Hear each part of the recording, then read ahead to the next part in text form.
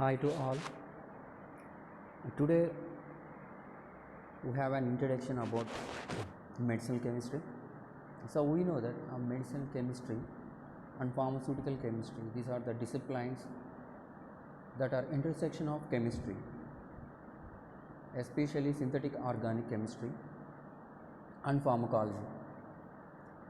So these are going to deal with various biological specialty also, where they are involved with the design, chemical synthesis and development of some new pharmaceutical agents, so that have to meet the desired pharmacological actions in order to achieve a desired bioactive molecules. So we know that compounds used as medicines are most often organic compounds, which are often divided into broad classes of small organic molecules, okay, and biologics. So if you see here, medicinal chemistry is a stimulating field as it links many scientific disciplines and allows for collaboration with other sciences in research and developing a new drug. Medicinal chemists apply their chemistry training to process of synthesizing new pharmaceuticals. They also improve the process by which existing pharmaceuticals are made. Okay, so if you understand the basic rules, otherwise the basic field of medicinal chemistry here, the basic research into how various chemicals affect the biological system. So goes for drug development include formulating the drugs used to treat patient with diseases, testing potential new bioactive compounds in patients, developing guidelines for how new pharmaceuticals will be, such as chemist. So we have to go on. Okay, so first of all we have to know, so what's the need to develop the field as medicinal chemistry here. So before that, we know a medicine or a drug, a medicine or other substance which has a pharmacological effect when ingested or otherwise introduced into the body.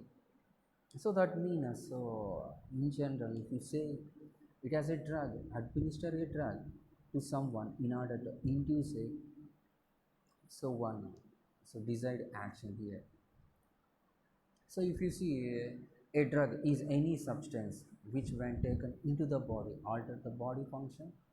So either it may be physically, so unphysiologically. Drugs may be illegal, so or illegal. So we can't say legal or illegal. So we are going to mention a drug. So illegal in the sense it will comes under so cannabis, cocaines and heroines.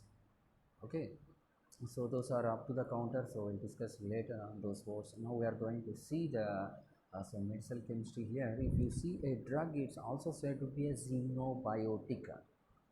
So what is a xenobiotic mean? It is a term, so it is a term, so we can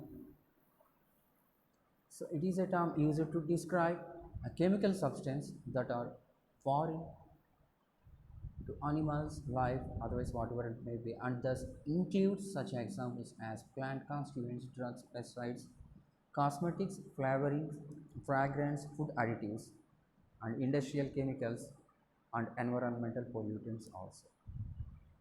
Okay, so here in order to develop a drug, so if you want to develop a drug, so what's the things we need.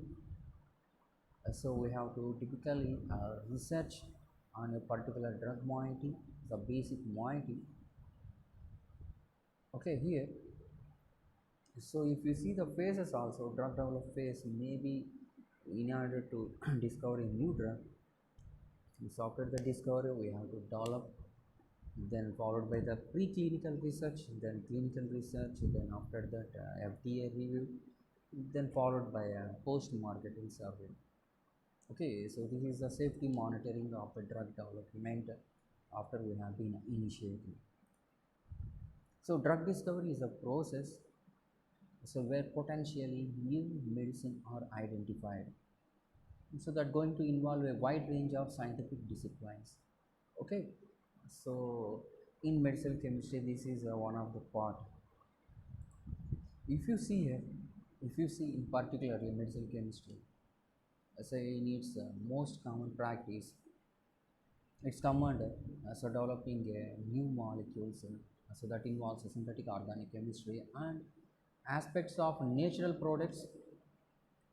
So then we have to go for a computational chemistry in close combination with chemical biology, enzymology, and structural biology also. Okay, so here, what is the need and what is the intention to develop the medicinal chemistry? Okay, discovery is the identification of a novel active chemical compound. So we know that thing. So these are typically found by assay of the compounds for a desired biological activity. So if we want to develop a new chemical entity, so we have to know so what for we are going to do for it and what it has to do. So then after that, what it's going to do to the body. So we can say it as a hits, active moieties. Okay, so here, so we have so many natural products, so that has been obtained from the living source, either it may be bacteria, fungi, otherwise from the plants. So these are the things we can use it for so various pharmacological actions for the body. Either it can be helpful to it, otherwise it may be harm to the body. Okay, so so our main intention is to frame a lead and a lead optimization. So we have to frame a lead molecule. So after designing the lead molecule, we have to go for a structural illustration through by so structural active relationship here. So and goes for the analysis of the molecule. First to identify the trigger compound, then we have to go for a structural active relationship and chemical characteristics that associated with a long-term potential for development. Okay, this is the main intention. So particularly in our syllabus, we have to go for a series of explanation of chemical and physical properties of a drug molecule. Okay, here in our medicinal chemistry here, so they given in first unit we have some so definitions, then followed by so some properties that we have to discuss now. So first of all, let's see the definition. The ability of a chemical compound to elicit the pharmacological, otherwise therapeutic effect is related to influence of various physical and chemical properties. Yeah, we know that. So we have been developed, otherwise we are going to develop a new chemical entity, otherwise lead molecule. And so in order to frame a proper drug,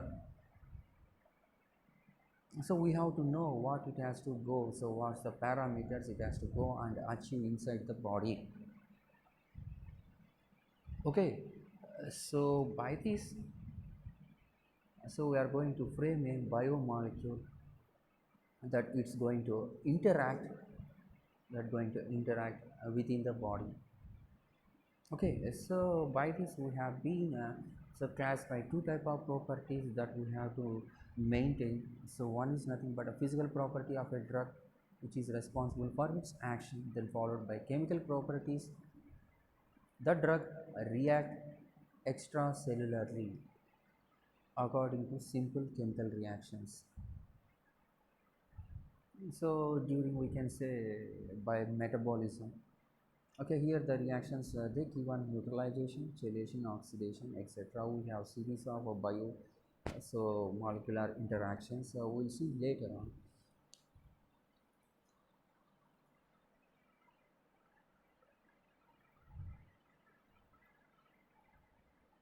So see here, if you see the various physiochemical properties that are going to interact for a drug, so we have a series of outlines here. One is nothing but solubility, partition coefficient, dissociation constant, hydrogen bonding, ionization of the drug, redox potential, complexation, surface activity, protein binding, and isomerism. So what is the need to give all those things? Okay, so actually drug, after entering into the body, so it has to go all sorts of things, it has to bypass all the things in order to reach to the biological targets. Okay,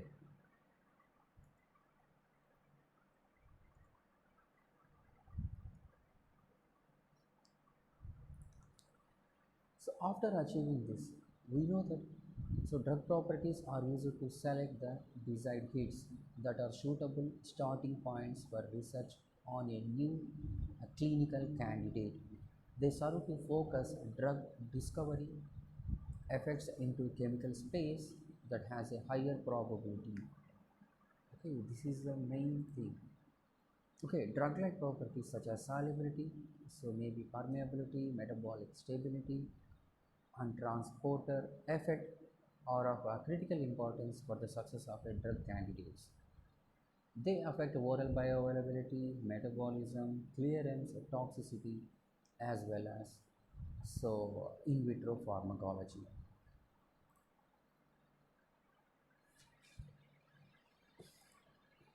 The most important properties of an ideal drug, we see the effectiveness and safety followed by its selectivity.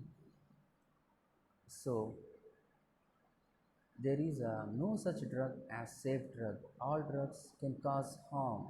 So there is no such thing as selective drug, and all drugs can cause the side effects. That's why we have to be very careful. So while designing a drugs, here the important parameter is nothing but the solubility of a drug. Without solubility of a drug, you are not going to get any desirable biological activity. Then what may be the solubility? Solubility is one of the important parameter to achieve desired concentration of the drug in systemic circulation for achieving required pharmacological response. Poorly water soluble drugs are often require high doses in order to reach the therapeutic plasma concentration. Okay, after oral administration. So here we have an explanations there.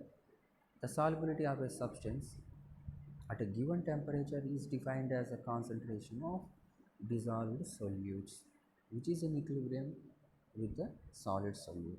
Okay, then solubility depends on nature of the solute and solvent, so we need temperature, pH, and pressure. The solubility of a drug may be expressed in terms of its affinity, so it's at a philicity, repulsion, phobicity, or either an aqueous or organic solvent. So we know that so drugs may be soluble in, so almost all drugs are organic in nature. So our body cell membrane is made up of lipophilic membrane. Okay, it has to go and reach to the, it has to penetrate into the cell membrane, so we have to frame a drug as such. The atoms and molecules of all organic substances are held together by various type of bonds.